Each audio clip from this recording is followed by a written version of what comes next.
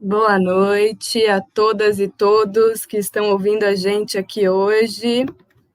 Estão conseguindo me ouvir agora?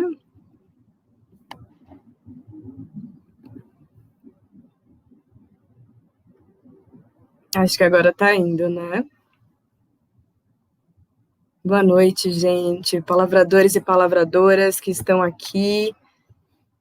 Mandem notícias no chat se vocês estão conseguindo me ouvir.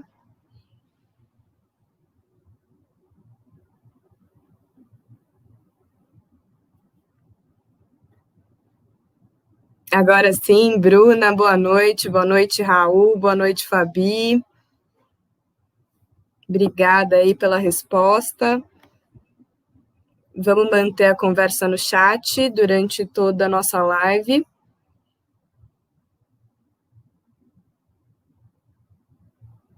Que bom, boa noite, Nahaina. É assim que fala?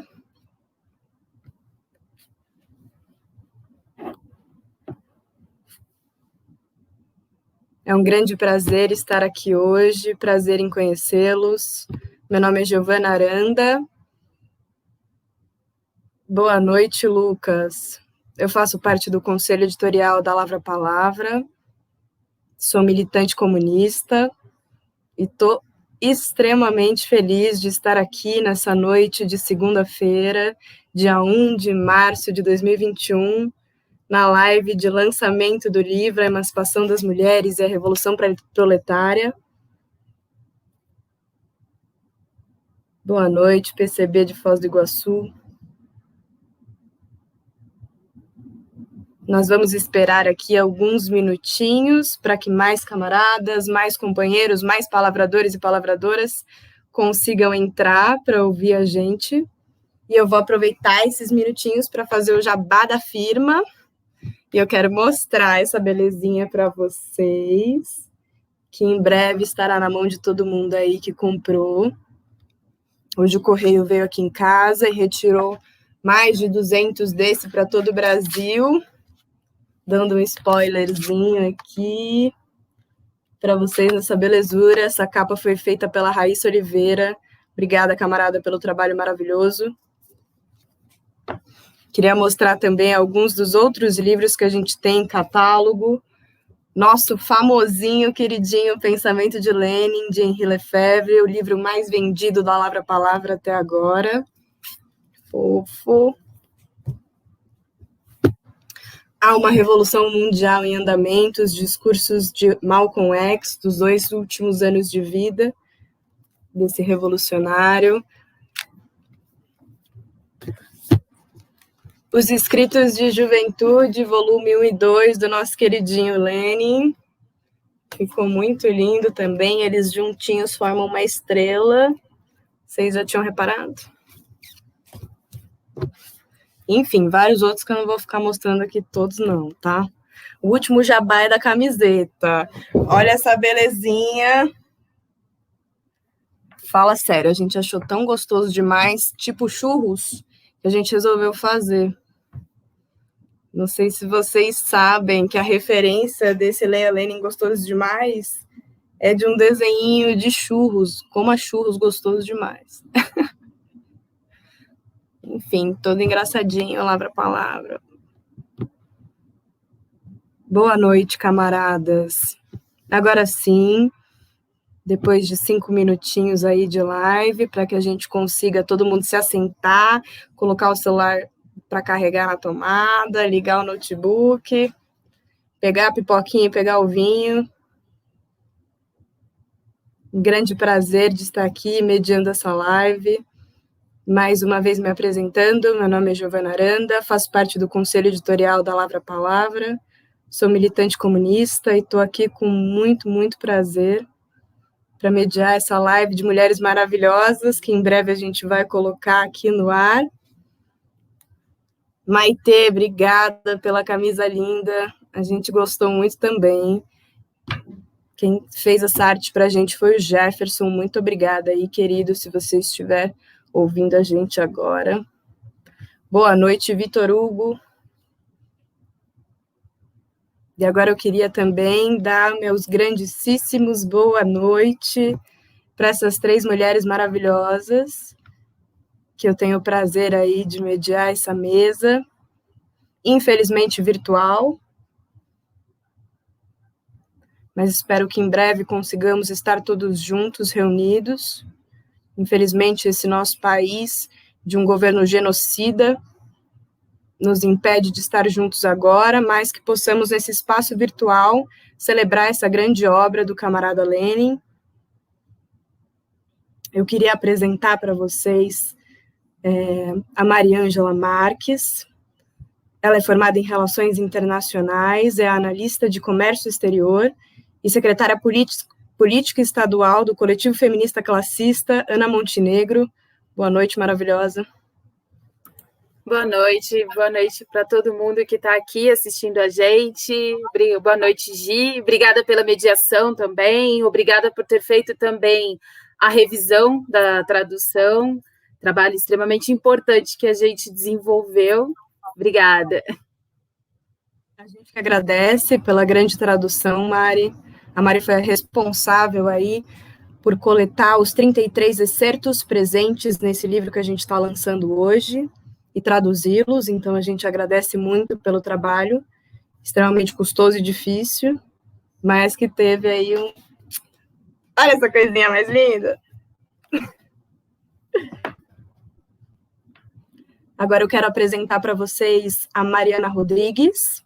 Ela é psicóloga, bacharel em Direito, doutoranda em Psicologia Social e Institucional pela UFRGS, e ela integra a coordenação nacional do Coletivo Feminista Classista Ana Montenegro e também milita pelo PCB. Boa noite, camarada. Boa noite, Gi. Boa noite, Mari. Estou muito feliz de estar aqui com vocês, embora, como tu disseste, né, infelizmente, virtualmente apenas, mas estou super ansiosa por esse lançamento, ansiosa também para que o livro chegue aqui em casa, que ainda não chegou. Estou morrendo de inveja de vocês aí já folhando as paginazinhas do livro. E, bueno, espero que a gente tenha uma boa conversa essa noite. Mari Rodrigues foi a responsável pelo prefácio, muito bom, da obra que a gente vai apresentar aqui hoje. Estamos esperando a última convidada entrar aqui, ela teve um probleminha técnico no começo da nossa conexão, mas ela vai ser a Marta Barsante, que é a secretária nacional de Mulheres, Gênero e Diversidade Sexual do Partido Comunista Brasileiro. Enquanto a gente espera um pouquinho, eu gostaria de... Tudo bem que eu estou mediando, mas gostaria de fazer algumas palavrinhas iniciais a respeito desse grande autor, Lenin. Eu acho que eu quis falar um pouquinho sobre algo que até uma amiga minha distante chegou a perguntar quando eu mostrei para ela o livro, né?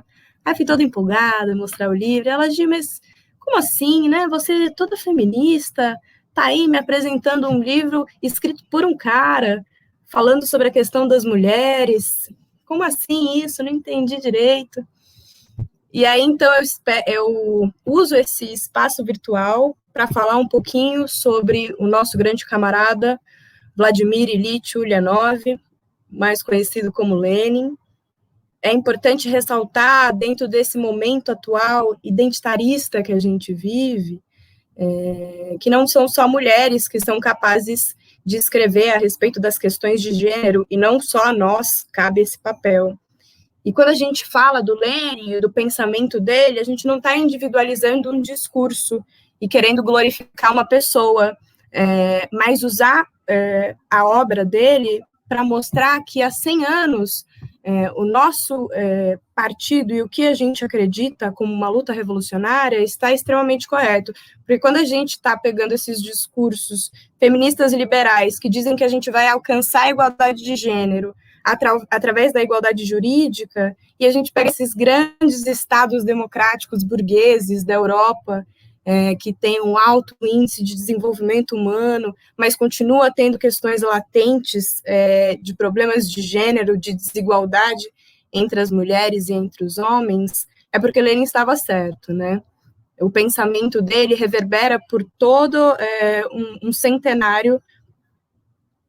E aí, hoje, a gente vem aqui discutir essa grande obra que mostra que o feminismo precisa estar junto da luta de classes para que ele triunfe e para que assim a gente consiga alcançar a emancipação das mulheres e, por fim, a revolução proletária. Então, eu queria dar as palavras aqui à Mari.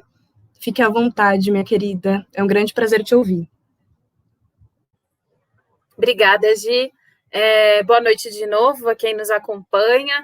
Agradeço imensamente a presença de vocês, embora online, é importante a gente também fazer esse lançamento do livro, porque, para além de tudo, é o lançamento do selo que a gente está criando pelo Lavra Palavra, que é o selo Laura Brandão. Então, a gente vai organizar, né, como curadora responsável, junto à Mariana, nós vamos organizar agora a Biblioteca Laura Brandão, e ela vai fazer parte da editora Lavra Palavra, onde a gente tem a pretensão de traduzir clássicos do movimento comunista, clássicos escritos por mulheres que fazem parte do desenvolvimento histórico do movimento comunista e da organização socialista e comunista das mulheres, né? E também a gente apresentar as feministas latino-americanas, em especial as feministas brasileiras.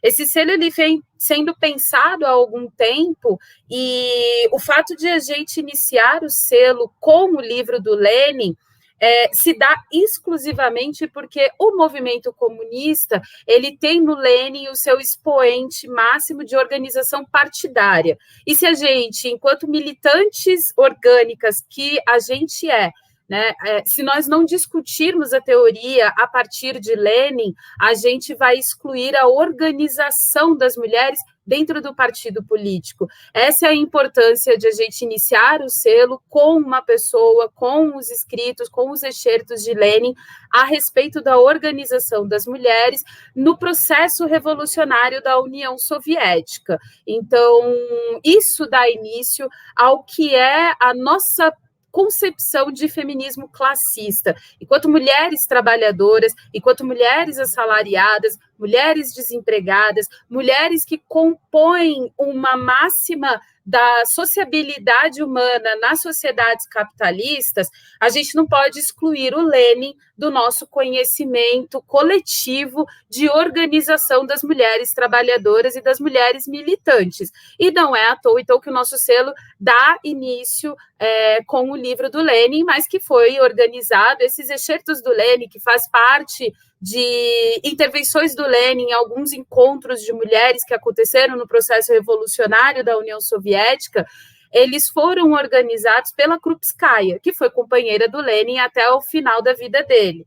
A Krupskaya tem uma contribuição muito grande também para a produção intelectual do movimento revolucionário da União Soviética. Então, isso também não exclui a sua grandiosidade em ter organizado esse livro. E a gente fez essa tradução com todo o cuidado necessário, porque a gente está falando de um período histórico muito grande para a nossa realidade de 2021. É óbvio que a gente vai ter uma linguagem que vai ter que ser adaptada ao que é a concepção de alguns conceitos políticos na América Latina, em especial no Brasil.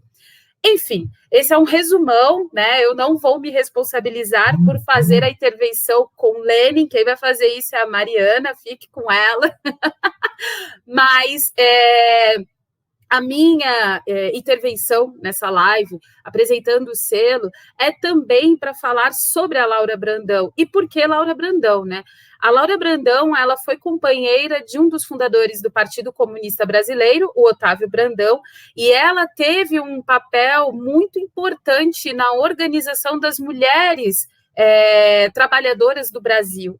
E, no entanto, a historiografia latino-americana e a historiografia brasileira com relação ao movimento operário, ela é excludente de um gênero que é o gênero feminino. E se nós não trouxermos à tona a produção intelectual das mulheres brasileiras, elas continuarão no esquecimento. E isso faz parte, inclusive, de um desenvolvimento historiográfico de explicar a sociabilidade brasileira no capitalismo, no seu desenvolvimento do capitalismo industrial, ainda precário, mas também no desenvolvimento de um capitalismo rural, porque até o desenvolvimento econômico brasileiro no sistema capitalista é de exportação de commodities, né, de matérias-primas, e as mulheres estão na produção e na extração dessas matérias-primas desde o início da produção capitalista da economia brasileira. Portanto, a gente não pode excluir o protagonismo das mulheres lutadoras sociais do nosso país. E a Laura Brandão, ela tem uma importância extremamente grande para esta organização, a organização partidária. Digamos que, a partir do momento em que a gente opta por dar um nome a essa biblioteca, a esse selo de Laura Brandão, é também um resgate histórico e, quiçá, um acerto de contas também com a produção historiográfica a respeito da história do PCB. Né, de como o PCB, a partir de 1922, tem nos quadros do seu comitê central a personificação da classe trabalhadora enquanto homens, excluindo as especificidades das mulheres. Faz parte de um processo histórico mundial de exclusão das mulheres do protagonismo de luta de classes. E isso a gente começa a resgatar com a produção acadêmica e historiográfica a partir da década de 60. Mas a gente tem que conhecer também que na década de 20, as mulheres foram protagonistas de greves no Brasil. As mulheres foram protagonistas de processos bastante importantes para o reconhecimento do trabalho feminino em todo o Brasil. E geralmente a gente dá como exemplo a greve ocorrida em Santos, né, na Baixada Santista, as enfermeiras da Santa Casa, e que quando elas começam um processo grevista, o projeto grevista delas por melhores condições de trabalho em Santos, na década de 1910, ele é encampado pelos homens, pelos estivadores do Porto de Santos.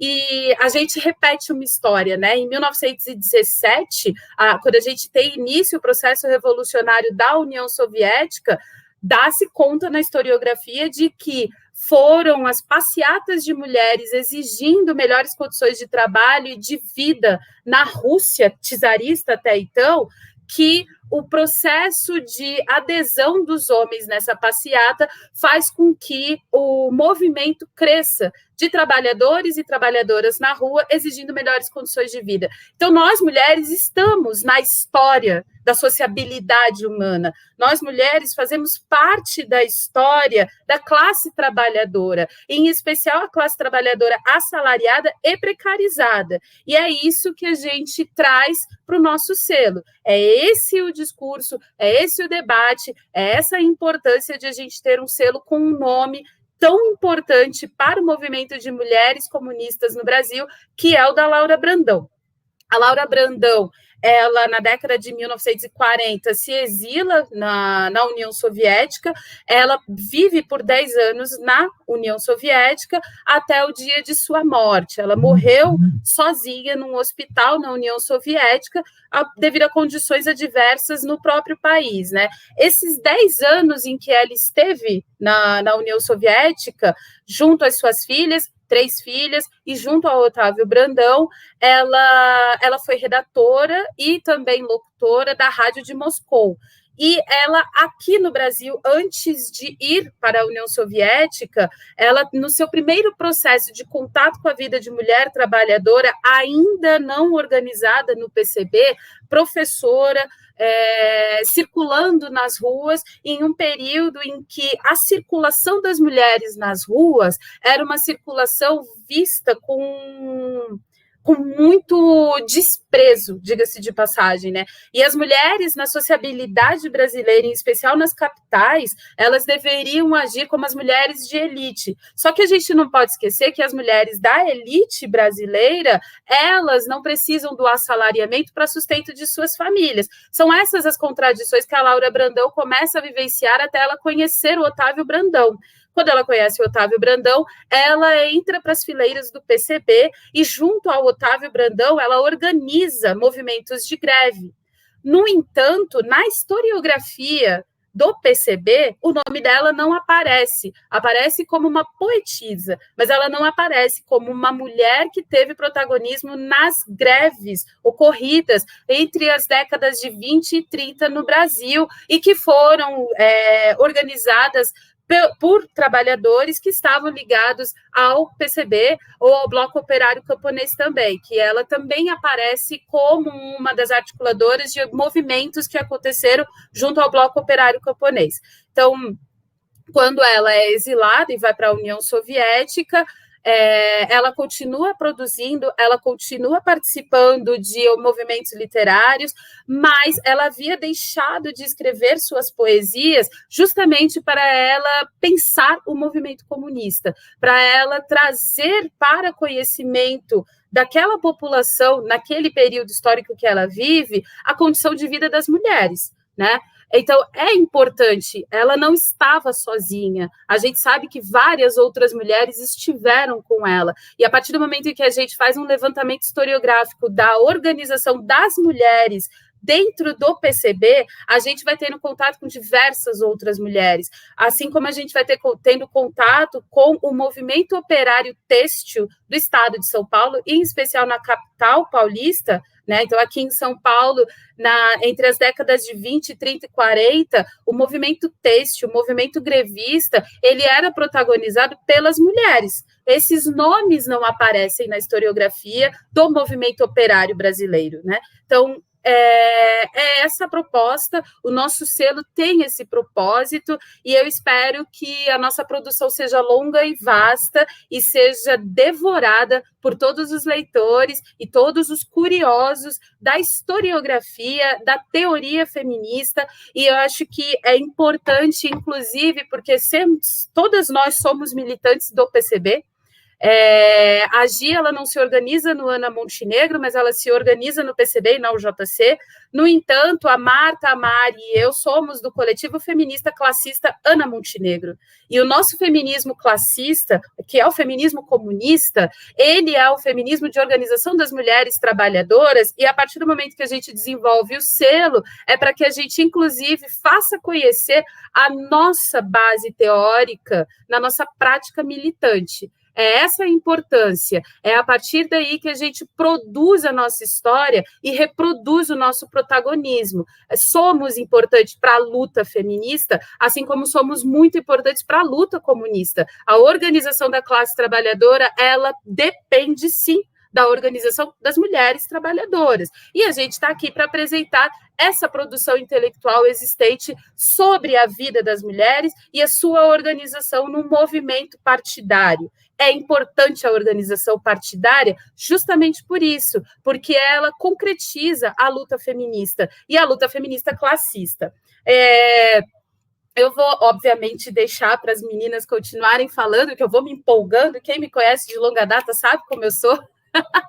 Mas eu já vou alertando, a gente vai divulgar o e-mail do selo, porque a gente vai começar a receber, a gente quer muito a participação de todas as nossas mulheres na produção do selo. E aí a gente, a partir do e-mail, bibliotecalaurabrandão@gmail.com, a gente vai começar a selecionar artigos para que semestralmente seja publicada a revista da Biblioteca Laura Brandão, com artigos da produção intelectual das nossas militantes e das mulheres feministas, das mulheres brasileiras, latino-americanas. Então, a gente quer incentivar, inclusive, para que as nossas mulheres, elas percam a vergonha de se exporem, porque é muito comum a gente ter receio de falar sobre a nossa produção intelectual, sobre o nosso conhecimento, e a gente quer exatamente apresentar a nossa produção intelectual, o nosso conhecimento e o nosso protagonismo intelectual na luta concreta das mulheres latino-americanas. Obrigada, Gi, passo a palavra para você. Mari, agradeço imensamente aí por poder te ouvir, ainda que virtualmente me senti abraçada pelas suas palavras, como sempre. Peço para que as camaradas não se intimidem e enviem seus e-mails e suas contribuições teóricas para esse e-mail que está aparecendo aí embaixo, bibliotecalaurabrandão@gmail.com, para que a gente continue esse selo que apenas começou, né? Muito obrigada, Mari. Agora eu vou apresentar mais uma vez a nossa convidada de honra. A gente teve uns probleminhas técnicos no início. Queria apresentar para vocês mais uma vez a Marta Barsante, secretária nacional de Mulheres, Gênero e Diversidade Sexual do PCB. Muito obrigada pela sua presença, Marta. Agora eu queria passar a palavra para Mari. Obrigada. Agora eu vou passar a palavra para Mari Rodrigues, nossa camarada aí que fez o brilhante prefácio dessa obra lindíssima que está na minha mão. Não adianta me perguntar no Instagram, eu já mandei, já vai chegar. Daqui a pouco eu lanço para vocês os códigos de rastreamento, tá? Eu sei que tá todo mundo desesperado. Mari, o seu também vai chegar daqui a pouco. Mostra o seu. Dou a palavra para você, meu amor. A gente estava aqui brincando antes, Marta, que como o meu ainda não chegou, eu estou só com a versão aqui que eu imprimi para ler, para escrever o prefácio. Aí as meninas estavam tirando uma onda comigo, né? Que meu livro está aí já para chegar, assim como eu espero por todos esses cantos desse Brasil. Espero realmente que a gente possa disseminar essa edição, não porque por causa do prefácio, porque participei do livro, mas pela importância realmente da gente ter um movimento feminista que conheça um pouco um pouco mais das contribuições leninistas mesmo para a organização política, que são contribuições extremamente relevantes, extremamente atuais, e que, sem dúvida nenhuma, são uma ferramenta muito importante para os principais embates do nosso tempo. Então, é um pouco sobre isso que eu vou falar agora. Vou apresentar, em linhas gerais, alguns dos elementos que estão no prefácio, outros não estão nas entrelinhas. E, claro, antes de nada, dar mais uma vez boa noite. Boa noite especialmente para a Marta, que não estava aí na hora que a gente abriu, mas que bom que a gente pode estar aí se falando mais uma vez, Marta, especialmente nessa semana tão importante para nós, que é início da nossa jornada de lutas do mês do Dia Internacional das Mulheres. Então estamos todas nós, né, a Marta, a Gi, a Mari Marques, as outras camaradas que estão nos assistindo, parceiras de outras organizações. Essa semana vai ser todo mundo a milhão para organizar as atividades, organizar as agendas, até finalmente chegarmos no nosso dia 8 de março, na jornada de lutas que no Brasil vai se encerrar no dia 14, em memória de Marielle Franco e Anderson Gomes. É um dia de memória, um dia de celebrar a memória e também de reivindicação, de denúncia por um assassinato que tem pouquíssimas respostas.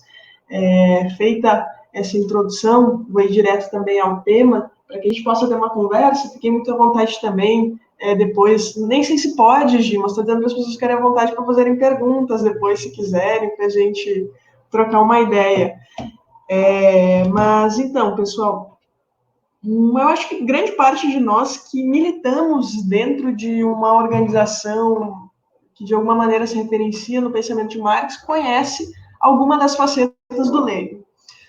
No entanto, a hegemonia do movimento de mulheres, na minha opinião, ainda é bastante distante, pelo menos no Brasil, bastante distante da nossa forma organizativa, né? E, na verdade, algumas das correntes mais fortes, inclusive, são bastante avessas ao que a gente entende por organização proletária e ao que a gente entende por estratégia socialista, revolucionária mesmo.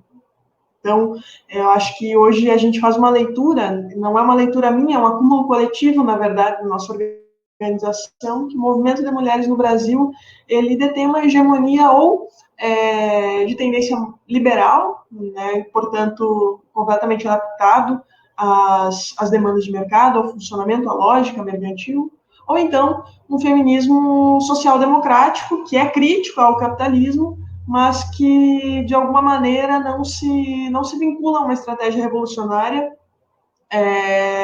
trabalha por construção de políticas públicas, por construção de alguns avanços, alguns marcos legais que são fundamentais, sem dúvida, também, mas que, de alguma maneira, não integram a nossa perspectiva revolucionária. Então, dentro desse contexto do movimento de mulheres, que não só o coletivo feminista classista no Montenegro, do qual eu faço parte, a Marta também, mas todos os organismos hoje partidários, sejam do PCB ou partidários do comunismo, de alguma maneira entendem a necessidade de superar esse momento histórico onde não se acredita mais na via revolucionária. Então, nesse contexto, uma obra como essa, de um dos principais organizadores de uma revolução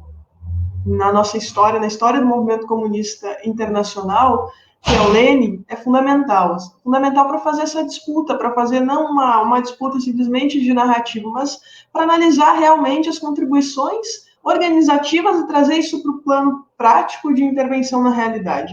Eu acho que é realmente muito especial esse trabalho organizado pelo Lavra Palavra. Quero dar os parabéns, parabéns para toda a equipe editorial, dar os parabéns também para a arte da capa, que ficou lindíssima, cheia de uma acessibilidade tremenda, a arte da camarada Raíssa Oliveira, né, nas cores do... aí, para quem não viu ainda a edição, tá? Essa é uma cor... O verde remonta um pouco, né, a luta aí mais recente do movimento feminista dos panuelos verdes, da legalização do aborto, também traz... eu não vou ficar dando spoiler de tudo que traz nessa edição do livro, até porque a minha também não chegou, né? Mas tá lindíssima, não deixem de comprar para vocês terem em mãos e verem todos os detalhes da edição. E, como eu ia dizendo, então, acho que na introdução do livro, né, na introdução dessa coletânea, a Mari já apresentou muito bem, que foi organizada pela Krupskaya. A própria Krupskaya faz uma apresentação do pensamento do Lenin e de que maneira ele poderia ser uma contribuição, por que poderia o seu pensamento ser uma contribuição para o movimento de mulheres. E esse prefácio da Krupskaya vai ser de 30 de novembro de 1933. Então, a gente vai estar tendo acesso a essa edição mais de meio século depois, né? Então, portanto, a Mari também fez as ponderações da necessidade de fazer algumas contextualizações de conceitos, algumas atualizações, mas, em especial, apesar de ter passado mais de meio século, é impressionante a atualidade, realmente, dos excertos do pensamento de Lenin. Assim. Acho que não só dentro do contexto que a gente vive no Brasil, mas do contexto da história do movimento feminista, é um fato que as primeiras disputas, aquelas disputas vivenciadas não só pelos soviéticos, mas vivenciadas também na Alemanha, vivenciadas nos Estados Unidos, vivenciados no Oriente, havia uma disputa em curso com uma tendência hegemonista de organização econômica mundial, e isso afetava sobremaneira a vida das mulheres. Né? Afetava sobremaneira a vida das mulheres, enquanto não apenas dentro das suas especificidades de ser mulher, mas também enquanto parte de uma classe, da classe trabalhadora. E fazendo um exercício dialético de pensar qual o papel das mulheres na Revolução Proletária, o Lenin se dedica, em momentos diferentes da sua vida, a escrever, seja formulações, sejam debates, tem também algumas contribuições que são cartas, que ele escreve para algumas interlocutoras importantes da sua trajetória, saudação ao Congresso de Mulheres Operárias, em todos os lugares onde o Lenin tinha a oportunidade de formular, de falar, de apresentar sua opinião acerca do movimento de mulheres, muito explícito através dessa coletânea que ele o fazia, né? Porque a gente tem texto de vários momentos da sua vida, então não foi uma questão pontual de um momento. Isso é bem importante, porque diz respeito ao peso político que era dado a esse tema. E esse é um dos argumentos centrais que eu trabalho no prefácio do livro. Eu acho que grande parte do desconhecimento da contribuição de revolucionárias e revolucionários socialistas para o movimento feminista tem também a ver com uma espécie de um estigma que é carregado não só por esse período histórico, mas também por nós, comunistas, socialistas, que de uma vez que que acredita numa centralidade da luta de classes, de não trabalhar determinadas questões específicas, de ignorar, de achar que não tem importância e tal. Então, não foram poucas vezes, não só hoje, mas a gente vê aí ao longo da segunda metade do século XX, quando cada vez mais vai se reforçando esse discurso de que movimento de mulheres e socialismo não são duas faces que combinam, né? E, infelizmente, isso virou uma verdade para parte do movimento, mas eu acho que também nessa coletânea fica bastante explícito como isso é mais uma armadilha do que propriamente uma realidade. Afinal de contas, não só porque Lenin formulou sobre determinados temas, não tem a ver com isso exatamente, não tem a ver com a figura do Lenin, a gente está não só a figura do Lenin, mas o movimento socialista. O que o Lenin está escrevendo é fruto de uma luta concreta e diária organizada por centenas de bases, não só na Rússia, no período pré-soviético, depois da Revolução, mas também no seio no movimento comunista internacional. Então, as contribuições que a gente está tendo acesso aqui são contribuições de um período histórico. E de um período histórico que, na minha opinião, também é fundamental de ser revisitado nesse momento, porque foi o primeiro grande contraponto ao feminismo burgo-liberal que emergia ali no final do século XIX, né? Vou fazer um rápido parêntese, eu vou tentar não me estender muito, Gito, até me avisa aí o tempo para a gente poder ouvir a Marta e não ficar cansativo, mas uma coisa que eu acho que é interessante é como, se a gente for pegar, a gente está falando agora do 8 de março, né? Acho que uma das principais contribuições socialistas do 8 de março, uma das mais conhecidas, é da Clara Zetkin. E a gente conhece a Clara Zetkin como a grande articuladora do primeiro Dia Internacional das Mulheres Trabalhadoras. Mas é impressionante como a gente conhece pouco da Clara Zetkin fora desse marco, né? Desse marco histórico, assim. Não é comum estudar a vida e a obra dela para além dessa data. Porém, a Clara Zetkin, assim como outras revolucionárias do seu tempo, formula essa ideia de formular uma data, de ter um Dia Internacional das Mulheres Trabalhadoras, era o resultado de uma disputa muito concreta que já estava se alargando ali desde o período da Revolução Francesa. Né? Quando tem aquela Revolução Francesa, a Comuna de Paris, se organiza um movimento operário, não só na França, não só na Alemanha, não só na Europa, em outros continentes também. O Brasil, já ali no início do século XX, vai ter também um incipiente movimento operário. A Mari falou um pouco da contribuição da Laura Brandão, das associações de mulheres da área têxtil, assim por diante. Então, enfim, a organização da classe operária efervescia mundo afora. E, ao mesmo tempo em que também se formava essa tendência, essa primeira tendência do feminismo.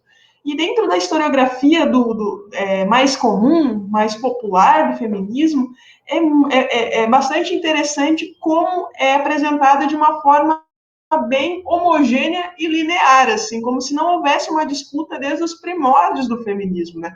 Então a gente vê aquela historiografia das ondas. A primeira onda foi a onda dos direitos civis. Bom, mas tinha todo um contraponto à luta pelos direitos civis, né? Essa que seria, dentro da historiografia mais popular do feminismo, a primeira onda, foi a onda que Lenin viveu, em teoria. E não só Lenin, como as revolucionárias socialistas, Clara Zetkin, Rosa Luxemburgo, outras tantas vão apresentar uma crítica à ideia de que, através do progresso da razão burguesa, através do progresso do direito, seria possível atingir uma igualdade das relações de gênero, vão apresentar uma crítica a isso. Né? Sem uma transformação radical das relações econômicas, é inviável acreditar que a condição das mulheres vai melhorar nessa sociedade. Talvez melhore de algumas, as mulheres burguesas. E olhe lá, né? O Lenin dizia, tu lê os textos dele, é como se ele estivesse dizendo isso. Talvez melhore, mas olhe lá, né? Talvez até não melhore também, porque o Estado burguês é tão ancorado em preceitos patriarcais de exploração não só sobre uma classe, mas também de todo um arcabouço de instituições que determinam a nossa forma de ser, determinam gênero, determinam sexualidades, que nem mesmo dentro da classe dominante é fácil escapar dessas determinações. Então, veja bem, né, dentro da historiografia mais popular do feminismo, esse debate ele é pouquíssimo conhecido, né, como se não houvesse um contraponto, como se o feminismo fosse simplesmente evoluindo sem disputa, de uma forma mais homogênea e tal. E não é verdade, né, desde esses primeiros momentos há esse contraponto, e embora não desenvolva isso no prefácio, um pouco dos argumentos que eu utilizo para convidar todas e todos não só a lerem estes excertos do Lênin, mas conhecerem os debates que estão acontecendo naquele período. Porque é fundamental para a gente entender como que a gente chega até aqui. Quais que são os principais fundamentos do feminismo liberal e em que medida a gente se diferencia. Também é preciso lembrar que, né, nesse mesmo momento, nesse mesmo período histórico, a gente estava vivendo um primeiro momento de ascensão do que hoje a gente denomina mais simplificadamente de socialismo científico, né? Ou seja, um contraponto também dentro do próprio movimento socialista, inaugurado lá por Marx, por Engels, da necessidade não só de fazer uma disputa dentro do capitalismo, mas de constituir determinadas disputas de poder que possibilitem uma mudança concreta e radical da sociedade. E isso pode se dar através da constituição do Estado proletário, através do movimento de massas, através da construção de núcleos de base difusos que vão se fortalecendo dentro de um determinado país, das articulações internacionais, da solidariedade internacionalista. Então, todos esses elementos que vocês vão encontrar ao longo dos 33 excertos de Lênin são não só contribuições importantes daquele período, porque é uma síntese extraordinária dos debates que estavam acontecendo e a sua possibilidade de aplicação no movimento de mulheres, como ainda hoje é extremamente atual, porque a gente ainda vive uma hegemonia da ordem burguesa, uma hegemonia de uma lógica de mercado liberal à sua maneira no Brasil, né? Bastante diferente do idealismo liberal, mas é sim uma tendência liberal. E, sobretudo, então, para finalizar, não, na verdade, porque tem mais uma coisinha que eu esqueci de falar, mas é quase para finalizar, que, ademais, além dos elogios a Lênin, também é importante, evidentemente, uma obra escrita num momento ainda tão embrionário do próprio movimento feminista sob uma perspectiva proletária. Lênin também reproduzia, tinha muitos acertos e questões extremamente atuais, mas em algumas medidas também reproduzia um pouco do pensamento, da moral do seu tempo acerca das mulheres, e nesse sentido, sem dúvida nenhuma, é necessário a gente beber das críticas feitas pela filosofia feminista ao longo do século XX, para que a gente possa também atualizar essas contribuições do Lênin. Eu me refiro mais precisamente, por exemplo, à associação direta entre feminilidade e ser mulher, né? E como se o ser mulher fosse algo, como se houvessem coisas específicas de mulher que só pudessem ser feitas por mulheres, inclusive no âmbito do trabalho, né? Essa ideia é bem determinista, dessa ser mulher mais positivista, mais conservador, embora o Lênin seja bastante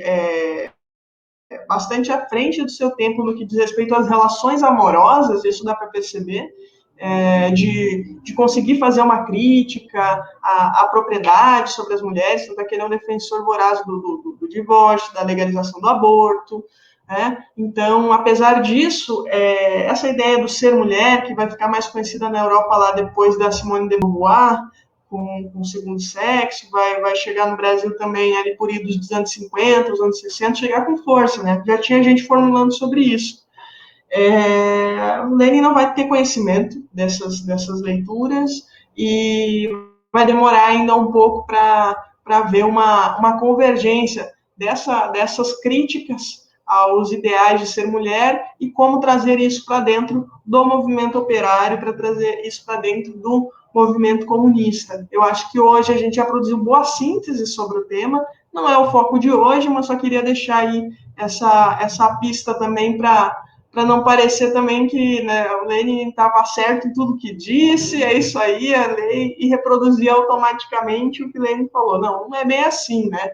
Evidentemente, a gente tem que ter seu olhar crítico, seguindo os próprios preceitos leninistas, né? A gente precisa manter uma dinâmica ativa, uma análise, se a luta de classes está em movimento o tempo inteiro, então nosso pensamento, a nossa crítica precisa estar também.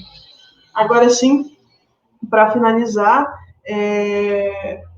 eu acho que uma dos grandes saltos de qualidade que pode nos oferecer esses 33 excertos para o nosso movimento feminista é que a gente está num momento bem peculiar da história brasileira, porque da história não só das mulheres no Brasil, da história política brasileira mesmo. A gente conseguiu, nas últimas 2 décadas, uma série de direitos sociais importantes. A gente elabora uma síntese que, nesse momento, estamos vivendo uma retirada de direitos, estamos lutando para garantir alguns direitos, mas precisamos também fazer uma crítica a essa luta por mais direitos como um limite, como um teto, um horizonte do movimento, né? Eu acho que a luta por mais direitos faz sentido no momento em que ela é um meio para um acúmulo de forças maior, um meio para que a gente consiga, num momento posterior, ter um salto de qualidade mais efetivo do ponto de vista da igualdade das relações de gênero, da igualdade das relações no mundo do trabalho, ou seja, da destruição, né, das classes sociais, numa sociedade sem exploração. A luta por mais direitos faz sentido quando ela aponta nessa direção, mas é um fato que uma das principais atualizações da forma de gestão capitalista, da forma de gestão da classe dominante sobre a sua economia, é uma incorporação da luta por mais direitos, uma apropriação da luta por mais direitos, que historicamente é fruto de disputa do movimento operário, e o Lenin vai fazer essa crítica já nesses 33 excertos. Ele aponta, né, gente, esse lance de buscar o direito, esse lance da igualdade jurídica, tudo bem, é um passo, né? Na própria União Soviética ele vai dizer, conseguimos agora, do ponto de vista jurídico, mulheres e homens são iguais na União Soviética, mas isso é um passo, esse era o mais fácil a se fazer, né? Agora, trazer isso para o dia a dia, reformular as relações na sociedade, do ponto de vista do mundo do trabalho, das tarefas, também na vida privada, isso são os passos mais fundamentais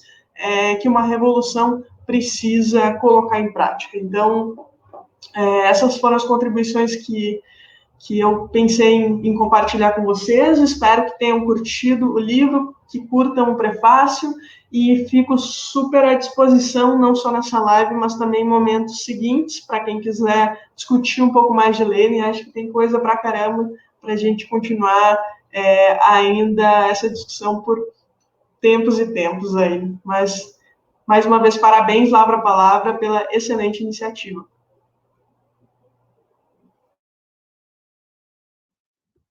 Obrigada, Mari, por esse resgate histórico e contextualização com os dias atuais. Eu acredito que a sua fala ela foi muito certeira, né, para mostrar o que está presente nesses 33 excertos selecionados do nosso livro, que é um debate que vai além do pensamento de Lenin, como eu tinha colocado, né, no começo da nossa live, mas vai marcar as formulações desse nascente movimento operário, revolucionário e comunista, não só na Rússia, mas em todo o mundo. Bom, eu aproveito para fazer 2 informes aqui. Um deles é que a gente resolveu estender o período de pré-venda do livro, então a gente vai deixar até o dia 8 de março o livro A Emancipação das Mulheres e a Revolução Proletária, de 40 por R$34. Então, corram até o dia 8 de março. Além disso, a gente queria colocar aqui mais um lançamento da Lavra Palavra, que vai acontecer agora, essa sexta-feira, dia 5 de março, que é aniversário do nascimento de Rosa Luxemburgo, e a gente vai lançar um livro contendo vários textos dela, chamado A Outra Rosa. Estamos bastante ansiosos, uma capa magnífica, feita pelo Bruno Santana, Falaremos mais sobre esse livro futuramente. Gostaria de dar uma boa noite aí a todos que estão nos assistindo. Boa noite a todos e todas, em especial Miriam Aranda. Um beijo para você, meu amor. E agora eu dou a palavra para a grande Marta. Fique à vontade, é um prazer te ouvir. Marta, boa noite. Boa noite a todas e todos que estão nos ouvindo. Eu quero saudar, né, a Lavra Palavra por esse selo maravilhoso, né, com o nome da Laura Brandão, que deve publicar, né, várias obras das mulheres, da luta das mulheres, né, contra a opressão patriarcal, né, contra a exploração capitalista e pela construção de um mundo socialista. Eu acho que são os nossos nortes, né? A Mari colocou, a Mariana, né, colocou, e a Mariângela também, né? São duas Maris, né? Então,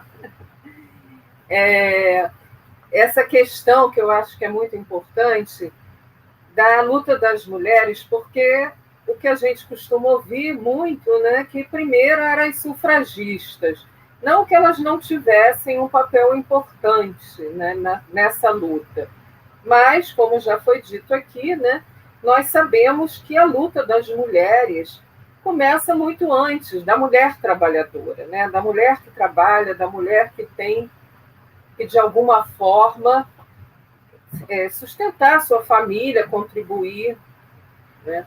E nós aqui no Brasil, especialmente, né, em função daquele período da escravidão, nós tivemos grandes lutadoras, né? Nós tivemos a Dandara, nós tivemos a Luísa Maim, nós tivemos a Zeferina, várias mulheres que lutaram nos quilombos e que lutaram para combater a escravidão, né? Então, nós temos toda uma história de mulheres guerreiras, né, lutadoras, que fazem parte, né, que, como a Mariângela colocou, né, foram de alguma forma, são de alguma forma apagadas. Isso é um resgate que nós, mulheres do movimento feminista e do movimento socialista também, né, estamos fazendo ao longo do tempo, para dizer que a nossa luta ela não é só pelos direitos civis, ela vai muito além disso, né?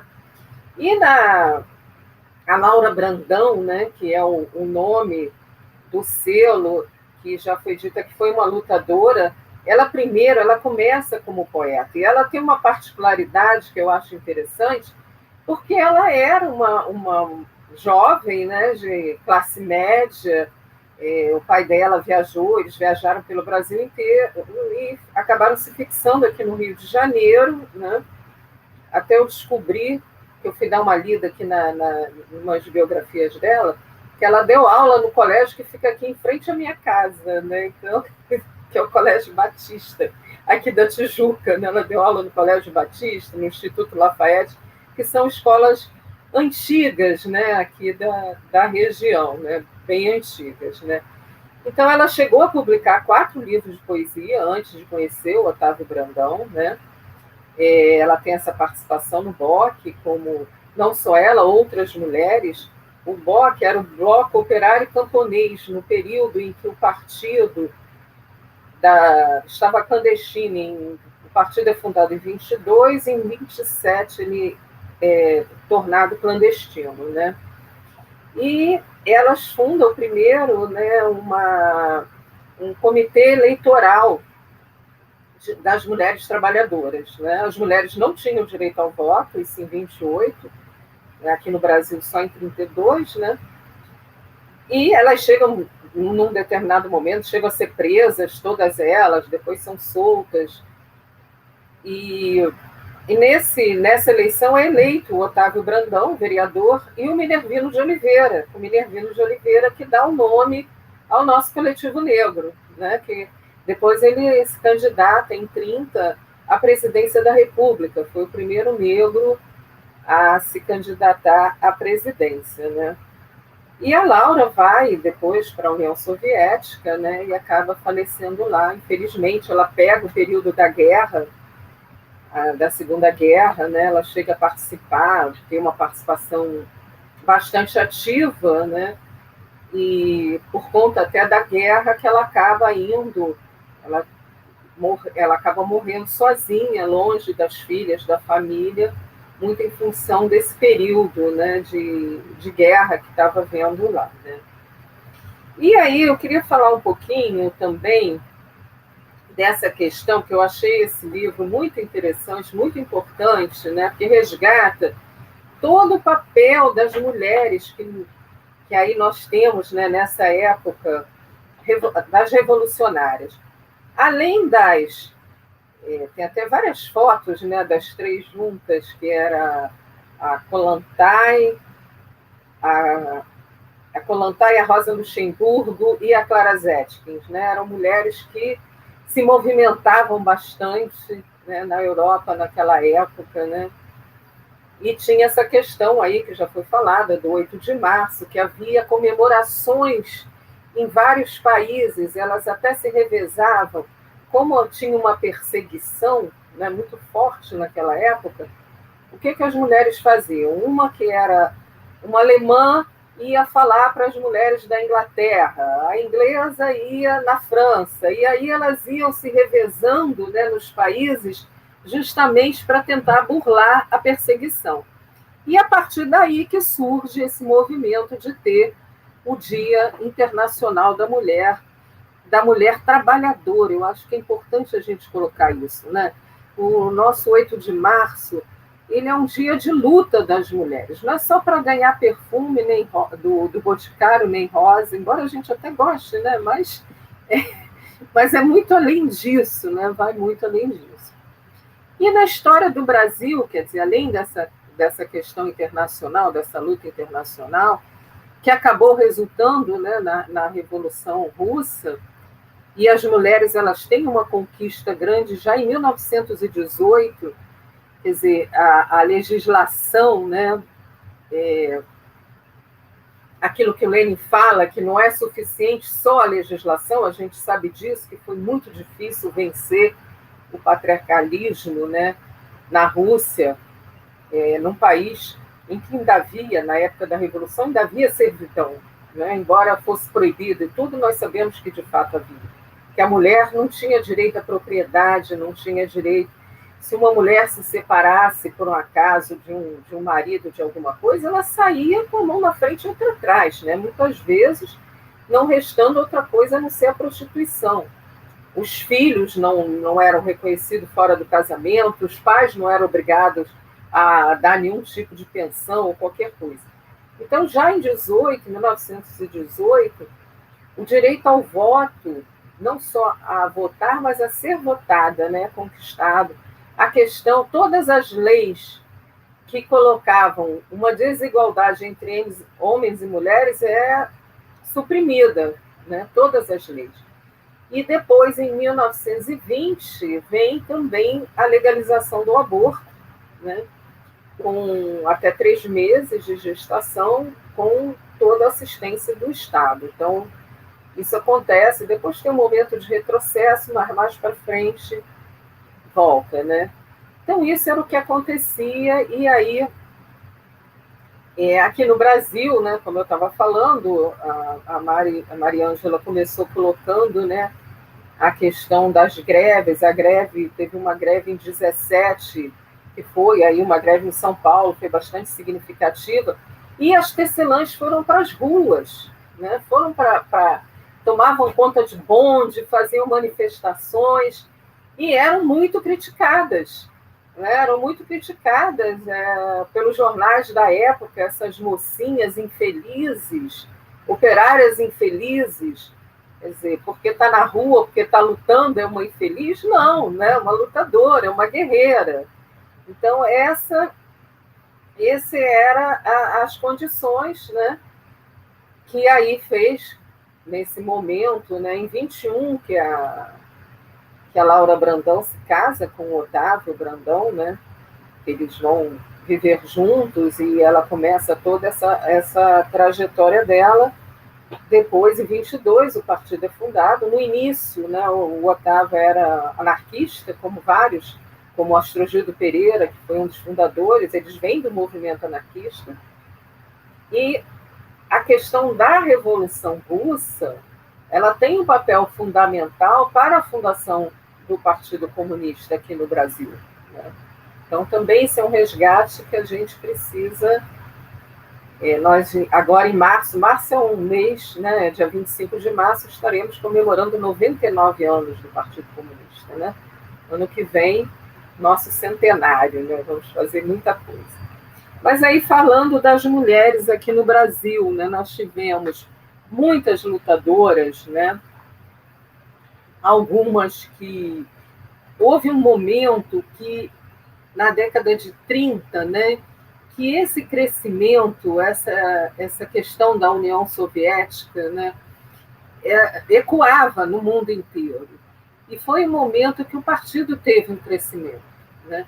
Vários intelectuais, como a Tarsila do Amaral, né, a Anísia da Silveira, uma série de intelectuais vieram para o partido, né? Nós tivemos a Pagu também, que foi uma mulher importante, uma lutadora que desafiava. A Pagu tinha essa questão aí que a Mariana colocou, né, do que é ser mulher, né? A Pagu fumava na rua, fazia umas coisas assim que, para a época, era um completo escândalo, né? Um escândalo total e absoluto. E aí, em 1935, nós sofremos uma repressão muito violenta por conta do levante comunista, do levante vermelho que aconteceu aqui, né? Foi um momento em que muitas mulheres são presas, né? Tem uma famosa sala, né? Cela 4, né? Elas vão para o presídio, ficam juntas, e é quando a Olga Benário também é presa, né? Grávida, e depois é entregue pelo Getúlio Vargas aos torturadores, né? Nesse período, a Laura e o Otávio já tinham saído do país, já tinham ido para a União Soviética, né, por conta da perseguição do Getúlio, né? E nós temos, né, nessas celas, achei aqui, né, várias mulheres famosas que ficaram presas, né? Maria Werneck de Castro, Anísia da Silveira, a Eneida de Moraes. Eneida foi uma jornalista muito importante, né? Rosa Meirelles, a Beatriz Bandeira, a Eugênia Álvaro Moreira, que era uma artista, né, plástica, Francisca Moura, Armanda Álvaro Alberto. Armanda Álvaro Alberto é uma professora. Em 1921, ela cria, aqui no Rio de Janeiro, ela funda uma escola em São João de Meriti, que era chamada... agora eu esqueci, tinha um negócio do Angu, porque foi uma das primeiras escolas a oferecer merenda escolar. As crianças passavam um dia na escola e tinham alimentação, uma coisa que era muito diferente do que havia aqui no Brasil, né? Então, a Armanda Álvaro, né, ela foi uma pessoa muito importante, né? E essas mulheres participaram ativamente, né? Até tem cenas no filme, embora o filme tenha lá umas vaciladas no filme da Olga, né? E foi criada uma comoção muito grande quando a Olga é expulsa do país, né? É expulsa do país. Nós tivemos também aqui, né, outras mulheres, quando, depois dessa fase, né, que essa fase foi muito difícil para o partido, o nosso partido quase foi exterminado, né, enquanto uma organização nacional, ele deixa praticamente de existir.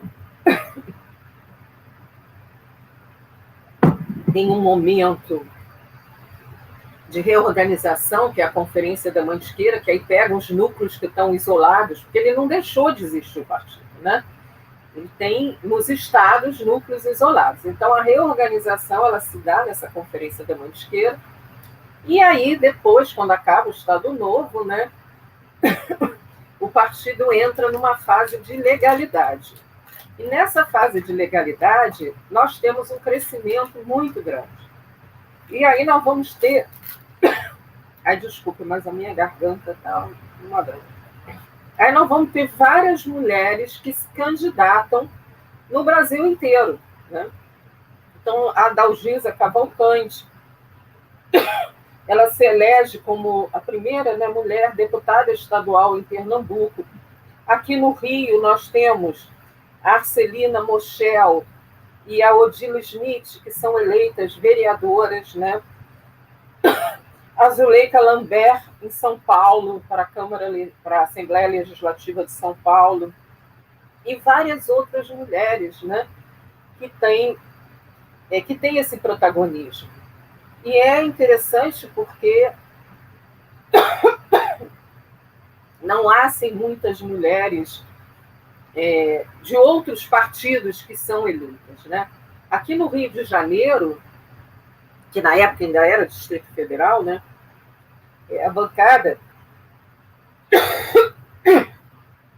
a bancada de vereadores, tinha 18 vereadores, era uma das maiores bancadas, né, com 2 mulheres, tinham camaradas negros também. Então, o Partido Comunista, ele tem isso, né, ele traz isso, por mais que em algum momento da historiografia nossa, né, essa participação tenha ficado um pouco apagada, né, mas as mulheres dentro do partido também tiveram algum papel de destaque, né? Nós tivemos, depois desse período, né, várias mulheres eleitas para o Comitê Central, né, várias mulheres que participavam diretamente, né? Nós tivemos algumas mulheres, inclusive sacrificadas, já no governo Dutra, né? Porque o partido volta à ilegalidade, e aí todos esses mandatos são cassados, né? Até aqui no Rio de Janeiro, quando a nossa camarada Zuleide, que foi uma grande lutadora, né? Teve um papel muito importante no período da ditadura, deu um pulo aqui histórico, né? Mas só porque ela recebeu a medalha Pedro Ernesto, né? E aí o pessoal, foi o vereador Renato Cinco, que por acaso é meu filho, né? Mas que estudou, foi aluno da Zuleide, não foi uma influência assim, materna direta, né? Embora tenha tido também, mas ele foi aluno da Zuleide. Então, o pessoal colocou, foi uma homenagem muito bonita, colocou a foto desses vereadores, né, nos lugares, né, porque na Câmara, né, tem os locais com o nome dos vereadores, então foram colocadas as fotos e o nome desses vereadores, dessa bancada de 18. Né. E durante esse período da volta do partido à clandestinidade, nós tivemos 2 mulheres, uma em 49, né, e outra em 50, uma que foi a Zélia Magalhães, né, que foi morta, assassinada num comício, e a Angelina Gonçalves, que é aí do Rio Grande do Sul, né, que foi morta no 1º de maio, né, com a bandeira do partido, ela foi assassinada. E também tivemos a prisão da Elisa Branco. A Elisa Branco, ela abre uma faixa, tem uma parada de 7 de setembro, né? Aquela desfile militar de 7 de setembro, ela entra na frente, abre uma faixa, os soldados, nossos filhos, não irão para a guerra da Coreia, que havia aquela discussão se o Brasil ia entrar ou não junto com os Estados Unidos na guerra da Coreia. A Elisa Branco, ela fica 3 anos presa, né, nesse período, né.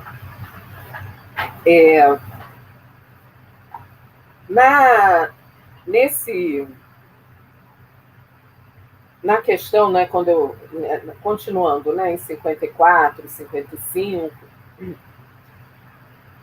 nesse período tinha sido criada uma federação das mulheres brasileiras, que é fechada pelo Juscelino Kubitschek, o tal presidente democrata, porque a justificativa dele é que por trás dessa federação estavam as comunistas. E eles tinham toda a razão, estavam mesmo, né? As comunistas estavam lá. Né? E também teve uma importância muito grande na organização das mulheres um jornal que foi criado em 46, né, e foi até teve uns 10 anos, que era o jornal Momento Feminino. Nesse jornal, a Arcelina foi uma das fundadoras, a Arcelina Moschel, a Eneida de Moraes escrevia, e a Ana Montenegro, que é a camarada que dá o nome ao nosso coletivo. Né? A Ana Montenegro, ela entra no partido em 45, pelas mãos do Marighella, e vai até a sua morte em 2006. Né? Foi uma grande camarada, também poeta, também tem várias poesias, como outras, né? Como a Jacinta Passos, como a Lila Ripoll, né? Também aí do Rio Grande do Sul, né? São poetas. E hoje nós temos outras poetas, né, no partido, que a gente pode até pensar aí no selo, aí, se a publicar as nossas camaradas. Né? Mas, além dessas mulheres todas, quer dizer, além desse período, nós tivemos o período da ditadura militar, em que as mulheres também tiveram um certo protagonismo. Né? Como eu já falei, da Zuleide, né? A Zuleide, a Marli Viana e um outro camarada, José Salles, eles fizeram uma operação perigosa no meio da ditadura, de pegar todo o arquivo, toda a documentação do partido, todo o arquivo, né, do Astrogildo Pereira, e conseguiram enviar isso para Milão. Né?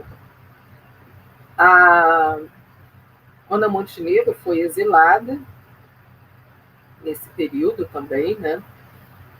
Nós tivemos também uma camarada que depois acabou indo para o PT, que foi a Eloneida Stuart, que teve um papel importante, inclusive, no feminismo. Tem um livrinho dela, é porque eu acho que já está esgotado, mas que era bem interessante, Mulher, Objeto de Cama e Mesa. Foi bem interessante nesse período, né, final da década de 70, início da década de 80.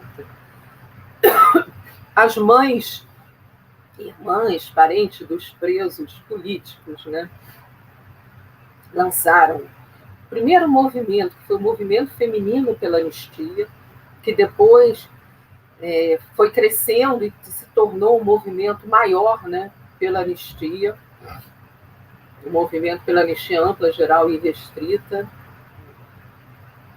E aí nós conseguimos até 85, que foi quando acabou a ditadura e o partido pôde voltar à legalidade.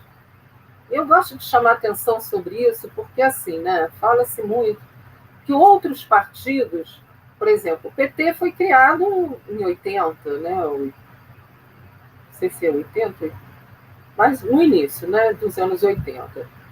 O PDT, o PTB, alguns outros partidos puderam,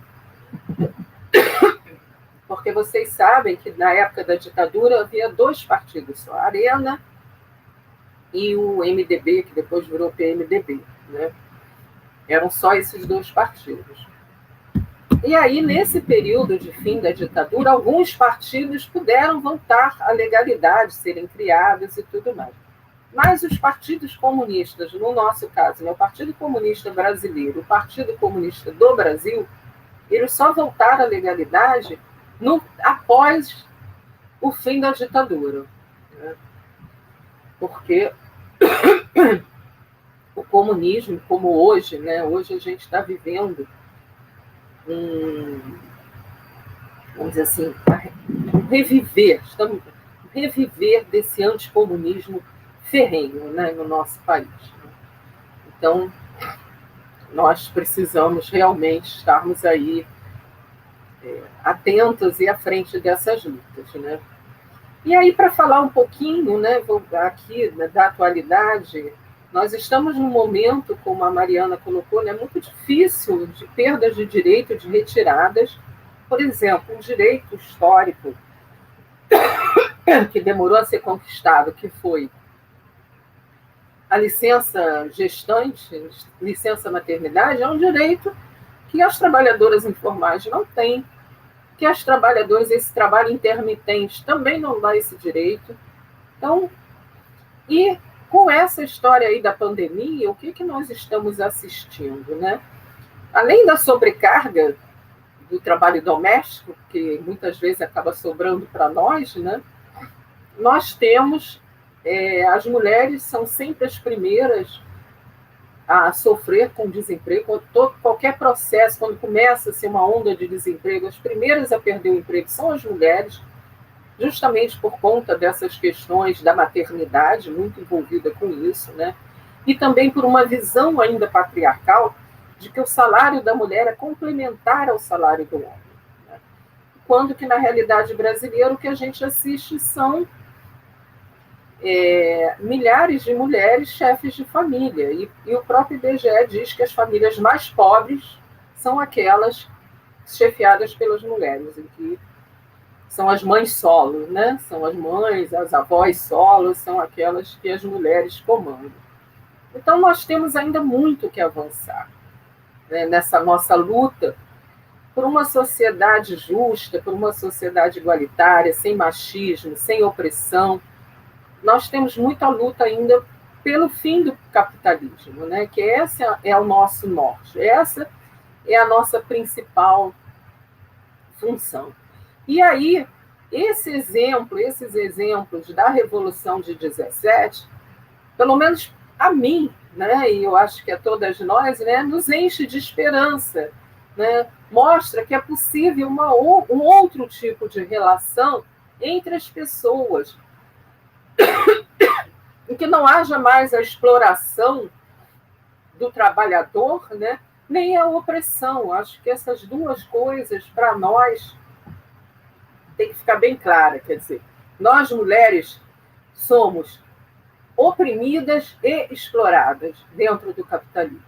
Então, por isso que nós precisamos romper com tudo isso. Precisamos não só de uma legislação, mas de uma prática, né, cotidiana, que acabe com o feminicídio, com o assédio sexual, né, nos transportes, com o assédio moral que muitas de nós sofremos no trabalho. Então, nós temos muita coisa a avançar. Então, mais uma vez, eu queria parabenizar aí tanto a Lava Palavra pelo lançamento do livro, como pela criação desse selo Laura Brandão, dessa mulher tão emblemática na nossa luta. É isso, camaradas. Beijos para todas. Marta, muito obrigada pela explanação. Gostei bastante de te ouvir um pouco. Aproveito esses minutos para falar para quem está ouvindo a gente, tem algum comentário, alguma pergunta, mandar aqui no chat, que eu já vou ler algumas que chegaram. E eu gostaria de dar uma lidinha num excerto, numa partezinha que está no nosso livro, que está no prefácio da Mari Rodrigues. Foi uma fala de Lenin durante a 4ª Conferência de Mulheres Operárias Sem Partido da cidade de Moscou, que eu acho que converge bastante com o fim da fala da Marta. Bom, ele falou assim: participantes de todos os movimentos de emancipação do leste europeu há muito tempo, não há décadas, mas há séculos, exigem que as leis obsoletas sejam anuladas e que homens e mulheres sejam iguais perante a lei. Mas nenhum Estado democrático europeu, nenhuma daquelas consideradas repúblicas avançadas, conseguiram colocar isso em prática. Por quê? Onde quer que exista o capitalismo, onde quer que exista a propriedade privada das terras e fábricas, onde quer que o poder do capital esteja preservado, os homens manterão seus privilégios. Bom, galera, vamos dar uma lida aqui nos comentários. Muitos boa noite para todos. Obrigado, Diego. Maite Peixoto, crítica muito bem fundamentada pela camarada Mariana. Um felino no debate, falando de um gatito. que apareceu, da Mari. Boa noite, Francisco. Maite perguntou como Lenin tratou a questão da elegibilidade das mulheres na União das Repúblicas Socialistas Soviéticas e quais foram as mudanças principais nesse campo. Então, se alguma de vocês quiserem falar, cada uma falar um pouquinho, eu deixo aberto o microfone para responder a Maite Peixoto. Não sei se vocês conseguem ver aqui, camaradas, do ladinho no chat junto comigo. Se quiser, eu posso reler a pergunta. Além disso, o Jefferson comentou, centenário do Partidão no mesmo ano do centenário da Semana de Arte Moderna. E o Guilherme Couto, camarada do Rio Grande, presente. Camarada Angelina foi uma conterrânea minha e dos demais camaradas aqui do Rio Grande. Bacana. Então, se alguma de vocês quiser responder a pergunta da Maite Peixoto, como Lenin tratou a questão da elegibilidade das mulheres na União das Repúblicas Socialistas Soviéticas e quais foram as mudanças principais nesse campo. Eu vou abrir para que as nossas convidadas possam responder essa pergunta, e caso alguém tenha algum outro comentário ou pergunta a fazer, fiquem à vontade aqui no chat, que eu estou lendo atenta.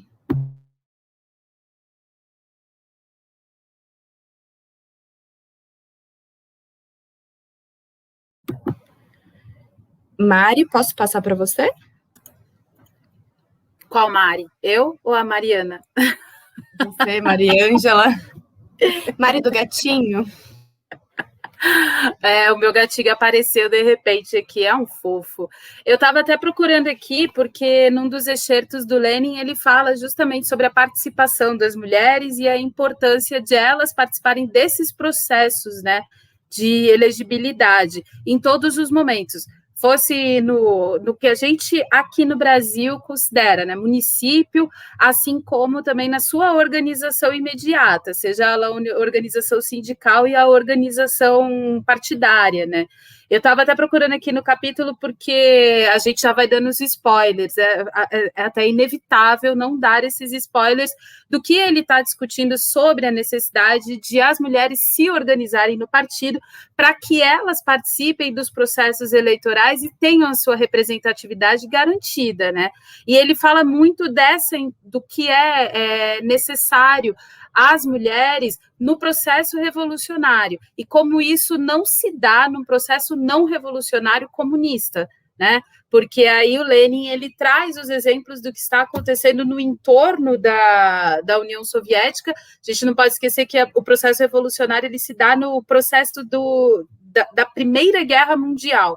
E o que estava em debate era justamente a organização dos estados nacionais e como essas repúblicas liberais capitalistas, elas iriam instituir os seus processos eleitorais. Então, ele faz essa crítica, né? Se a mulher ela não tem garantias de igualdade numa sociedade capitalista, como participaria, então, de forma igualitária em todos os processos, já que elas não são consideradas na sociabilidade dessas sociedades capitalistas que estão se conformando nesse período Primeira Guerra Mundial e pós-Primeira Guerra também, né?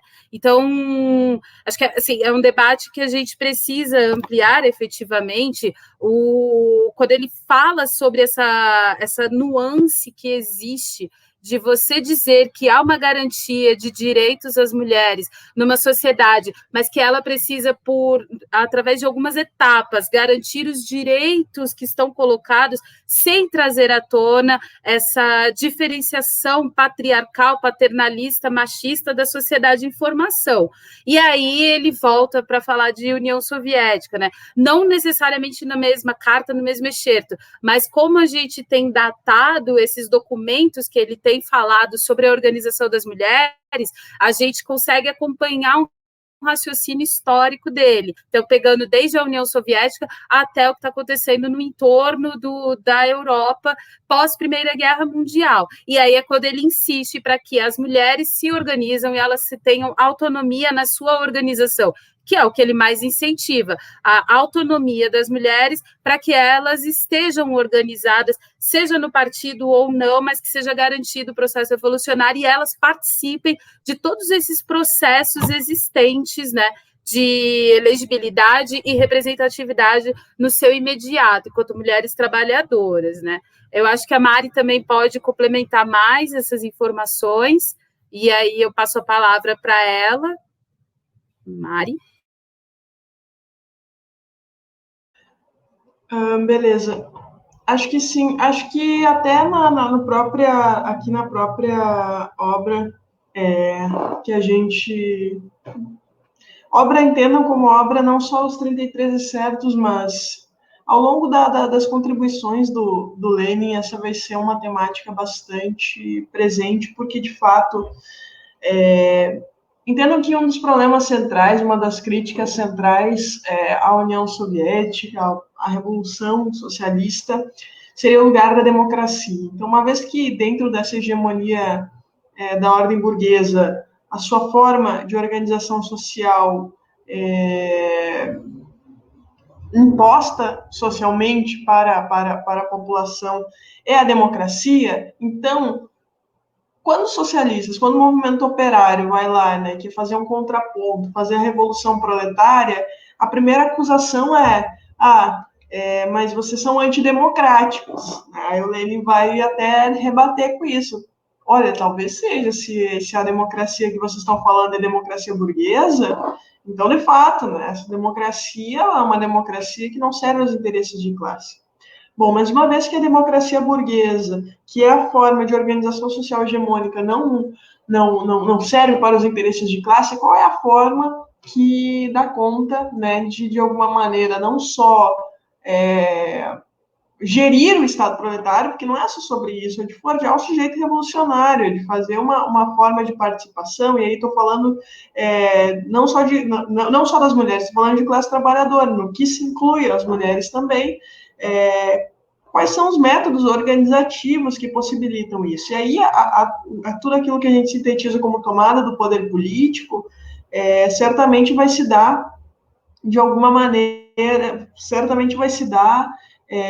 por vias totalmente paralelas, né, a essa forma hegemônica de democracia burguesa.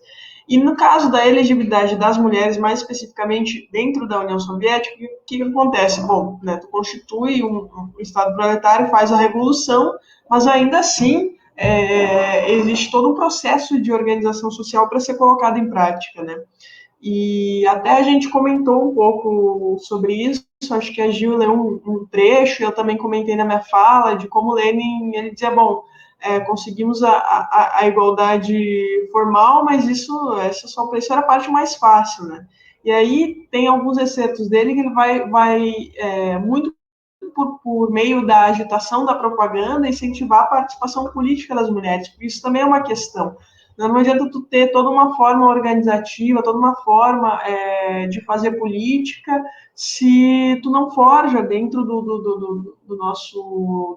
nossa forma de ser, dentro do nosso cotidiano, de alguma maneira, uma subjetivação mesmo de ser um sujeito ativo da política. Porque se a política ela é esse lugar onde a classe dominante operou uma violência não só sobre uma classe, mas também sobre os corpos das mulheres, instituindo formas patriarcais, instituindo formas machistas de fazer política. Então, é de se pensar, ainda como hoje, imaginem, né, se hoje ainda a gente tem que ter essas campanhas para eleger 30% de pessoas dentro dos partidos, porque os partidos não têm mulheres para colocar para concorrer, né?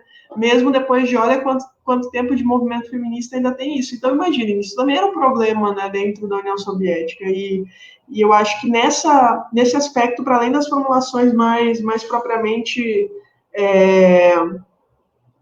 voltadas para a crítica da democracia e da igualdade jurídica do Lenin, eu acho que a faceta do Lenin como propagandista e como organizador é super importante nesse momento, porque daí ele não está mais falando só das vias formais de organização política, mas está falando de todas as formas de articulação mesmo, que vão desde o jornal, né, bom das mulheres terem também seu organismo específico de redação, não porque os assuntos das mulheres são coisas de mulheres, mas é ter o jornal como um espaço de formulação da crítica, porque não adianta tu estar lá, partícipe da política, mas, assim, partícipe à distância, tu tem que ser um sujeito ativo. Lenin, ele tinha muito isso voltado para todo o conjunto da classe, porque a gente está falando de uma Rússia com desenvolvimento ainda bastante embrionário do capitalismo. Então, a gente está falando de uma população pouco letrada, uma população que vai ser arrancada do campo para a cidade de uma forma extremamente violenta, de uma população que vai viver sob miséria, e como organizar a classe nesse contexto, né?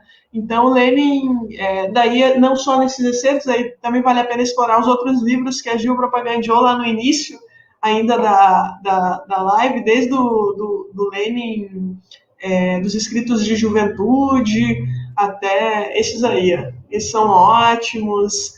E outros clássicos, O que Fazer, do Lenin, naquele site do Marxistas também tem uma série de textos que não estão exatamente sistematizados ainda, mas que também demonstram como ele tinha uma preocupação muito ativa, realmente, não é simplesmente tomar o poder pelas vias de cima, né? Eu acho que essa crítica que é feita aos soviéticos, ela, pelo menos a Lenin, certamente não é justa, né? Porque ele era um cara extremamente preocupado em fazer com que o poder político ele não se desse só pelas vias formais, ele se desse no cotidiano mesmo da classe trabalhadora. Não à toa ele fala isso, né, acerca das mulheres.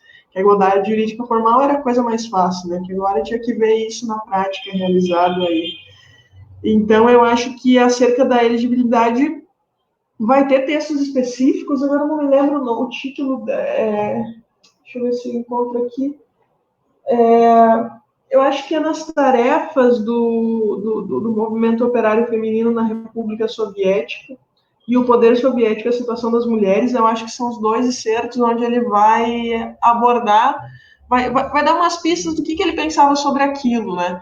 Mas também vale a pena, nesse aspecto, conhecer outras revolucionárias, né? A própria Krupskaya, mas também a Clara Zetkin, outras socialistas que conviveram, discutiram, debateram com Lenin, e da onde também certamente tem formulações muito importantes sobre a União Soviética e toda essa questão do poder político, né? Se ele se dá pelas vias eleitorais, se ele se dá por outras vias.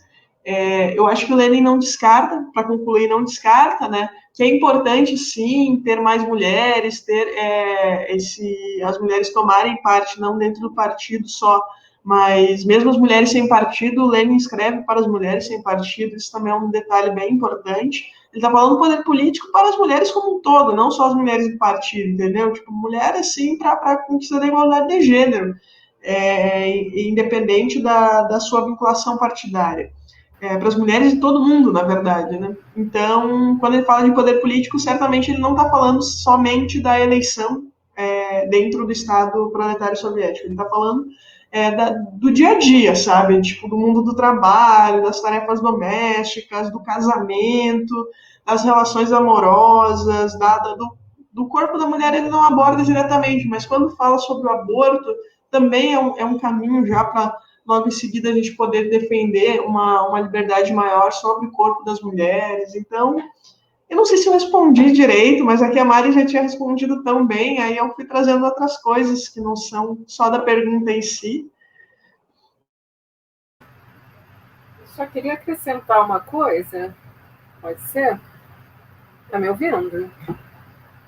Que é o seguinte, no primeiro comitê central, pós-revolução, tinham 2 mulheres, o que era uma coisa muito inédita, vamos dizer assim, no mundo, né? Muito inédita, que foi a Alexandra Kollontai e a Helena Stassova, que é uma mulher que pouco se fala dela, né? Ela depois foi responsável pelo Comintern, que era internacional comunista, né? E também atuou no Socorro Vermelho. E a Krupskaya, ela assume um comissariado para a educação, né, para a alfabetização, que é o equivalente a um ministro, que seria, vamos dizer assim, como aquilo, um ministro, uma ministra, né, da educação. Então, as mulheres elas tiveram uma participação bastante ativa nesse processo todo. Agora, como já foi falado, era um processo, não é uma coisa linear, né? Não é fizemos a revolução e agora estamos no paraíso, né? Houve resistências, houve uma guerra civil, houve uma série de coisas que interferiram nesse processo.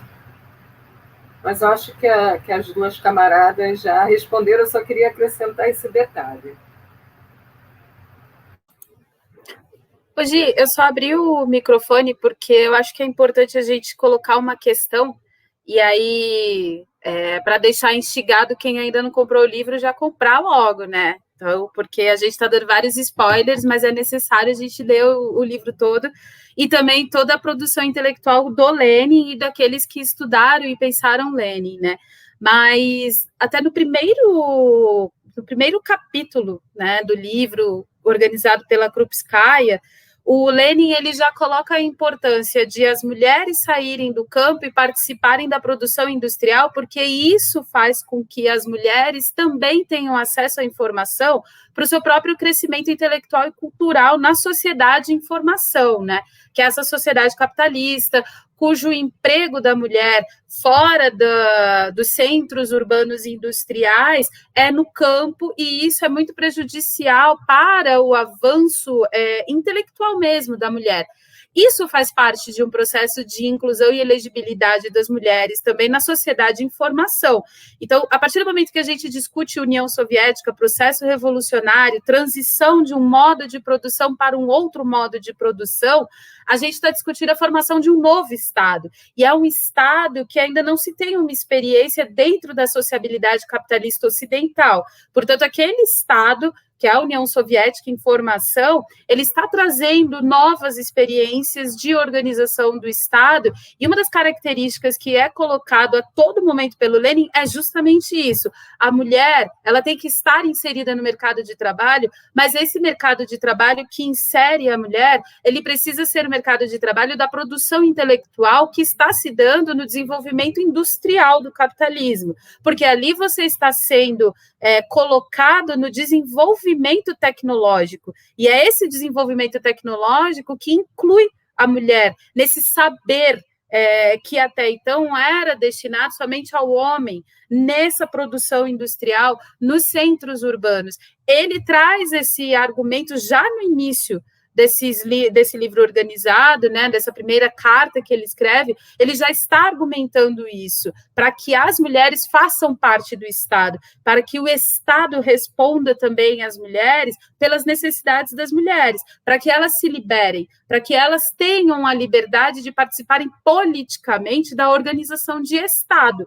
Então, a partir do momento que a gente fala desse processo, do que é uma democracia na União Soviética, o que é a democracia no movimento comunista, né? E o que é o Estado para os comunistas, o que ele tem que representar, ele já colocando essas condições de sociabilidade das mulheres, a gente já está falando desse processo de elegibilidade das mulheres, né? Porque a partir do momento que as mulheres fazem parte da sociabilidade, elas se representam e estão representando outras mulheres. Esse é o reconhecimento da mulher na sociedade, e ele precisa ser colocado sempre em xeque, né? Por que eu trouxe isso? A gente tem aí um livro que a gente organiza, como bem colocado, ele se apresenta em 2021, mas ele foi escrito há mais de 100 anos. Essas cartas do Lenin, os excertos de Lenin, têm mais de 100 anos.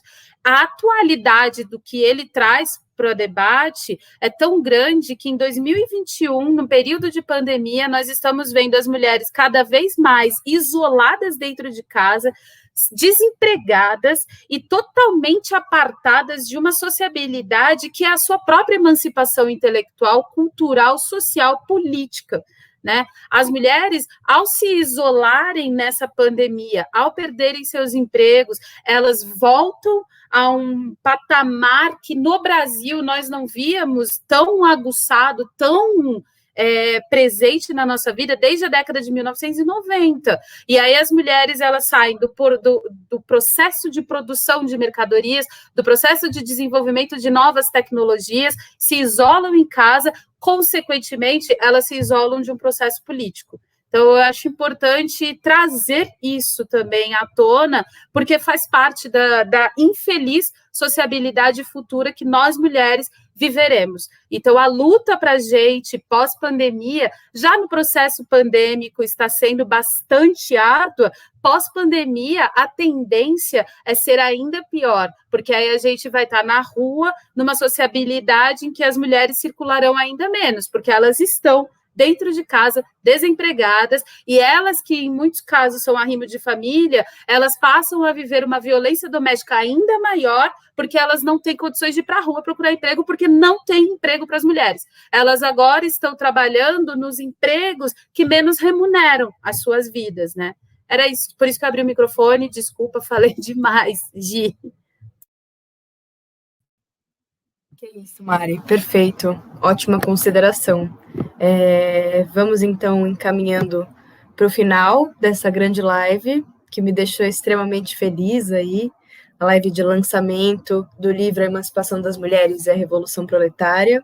Gostaria de agradecer individualmente a cada uma das camaradas que se propôs hoje a estar aqui essa noite, debatendo conosco. Então, muito obrigado, Mariângela, pela brilhante tradução dos textos e por estar aqui presente. Obrigado, Mari Rodrigues, pelo prefácio brilhante e pela explanação. Muito obrigada, Marta, por estar aqui presente, celebrando conosco essa noite tão importante para nós.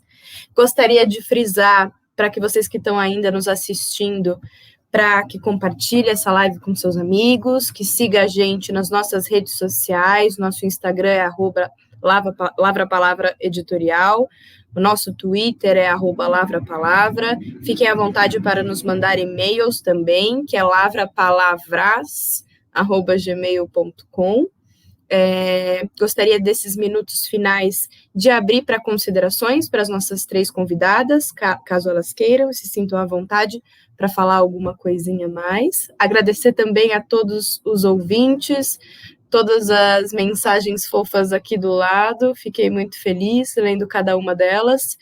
Todas, com certeza, também estamos muito felizes de que vocês gostaram, que foi importante.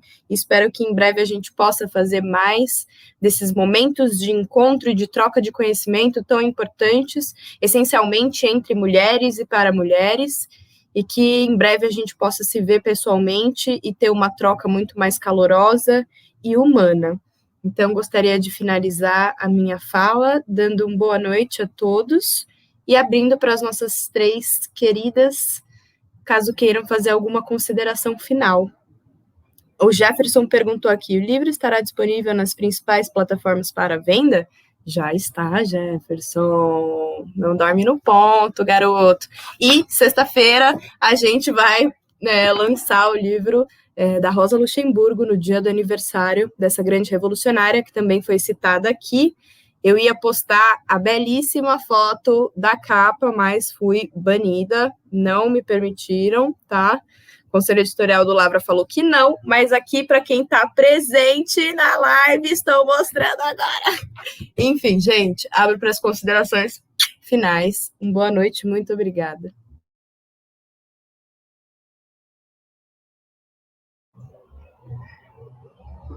Não sei, gente. Posso começar as considerações aí, então. Mais uma vez, agradecer o convite, não só para estar aqui na live de lançamento, mas também pela confiança para poder escrever esse prefácio. Foi uma tarefa extraordinária, cansativa, porque também não querer dar nenhum vacilo de não falar nada que de alguma maneira prejudique a leitura ou seja um desconvite num momento tão intenso das disputas do movimento feminista.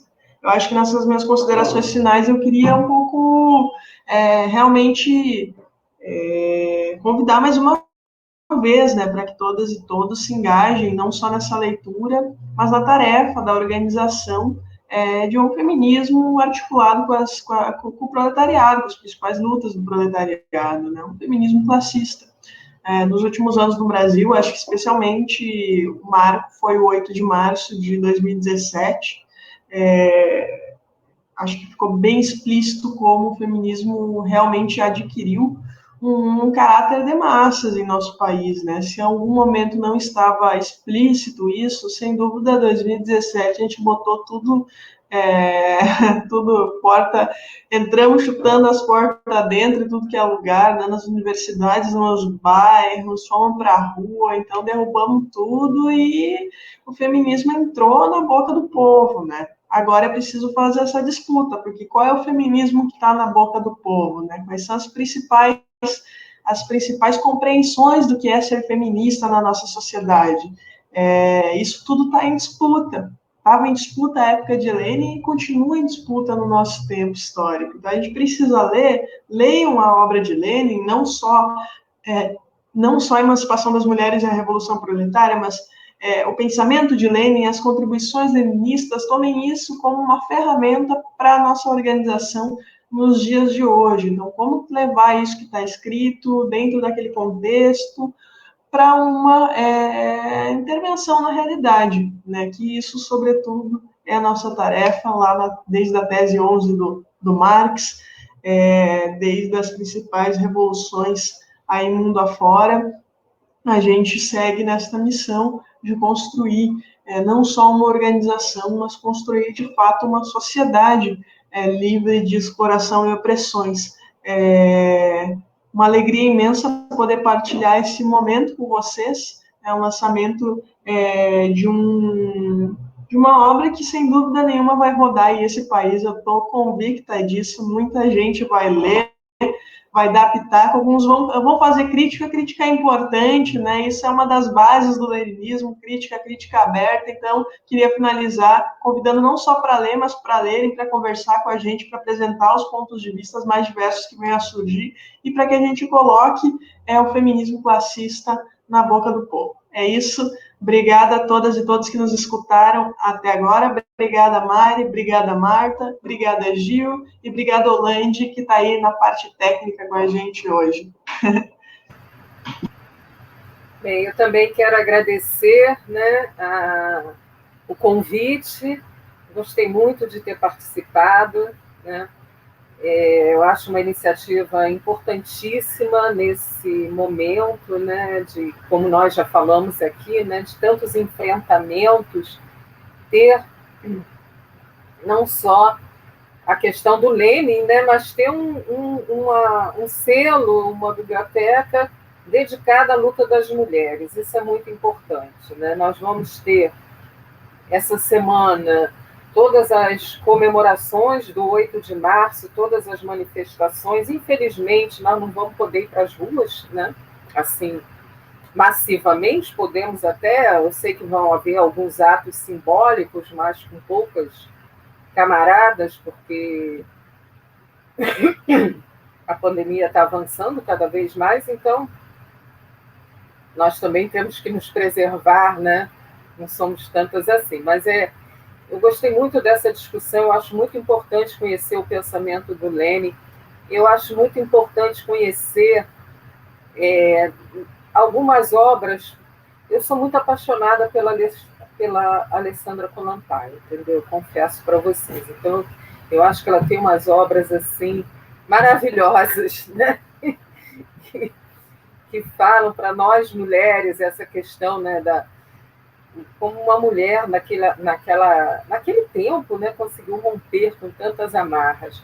E a gente vê isso, né, no nosso cotidiano, outras camaradas também, que são lutadores, que continuam, e dentro desse nosso viés de feminismo classista, né, muita gente às vezes pergunta o que é isso, né? É a questão que nós entendemos que a emancipação da mulher, a libertação, ela só se dará através de uma luta de classes, né? Quer dizer, não tem como separar isso, não tem como fazer, nós vamos melhorando o capitalismo, como muitas correntes a gente vê aí, o importante é a mulher se empoderar, o importante... Isso é bom para as mulheres burguesas, mas as mulheres trabalhadoras, aquelas que sofrem, que têm os piores empregos, né, com as remunerações mais baixas até hoje, nós sabemos que essa superação só virá mesmo através de muita luta, né? Então, e do conhecimento, eu acho que o conhecimento ele é fundamental, né? A mulher ter esse conhecimento para poder estar se posicionando politicamente, né? Porque politicamente não é só... As pessoas muitas vezes acham que a atividade política é só o parlamento. O parlamento é uma das, né? Tem milhões de outras. E eu queria aproveitar para fazer uma propaganda aqui, aproveitar aqui fazer um merchandising. A Fundação Dinarco Reis, né? Vai realizar, começa na quinta-feira agora, um curso sobre o poder popular. Então, são quatro aulas. As inscrições vão até amanhã, às 10 horas da noite. Tá? Para quem ainda quiser se inscrever, né, tem que entrar lá no site da Fundação, Dinarco Reis, tudo junto, né? .org.br. Então, se vocês quiserem, eu vou estar na última aula, porque que vai ser dia 1º de abril, porque dia 25 de março, que é uma quinta-feira, é o aniversário do partido, aí nós pulamos. Então, obrigado aí pelo site da Fundação, tá? Então é isso, tive muito prazer em estar com vocês. É sempre bom a gente estar junto, assim, das nossas camaradas, né, de luta. Muito bom.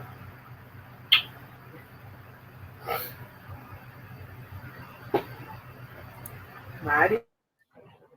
Bom, eu quero agradecer imensamente o espaço aberto para a gente discutir Laura Brandão e toda essa formação intelectual de Laura Brandão e todas nós mulheres que somos orgânicas e também não orgânicas, mas somos militantes e lutamos por um futuro melhor para as nossas vidas e as vidas dos nossos camaradas também, né?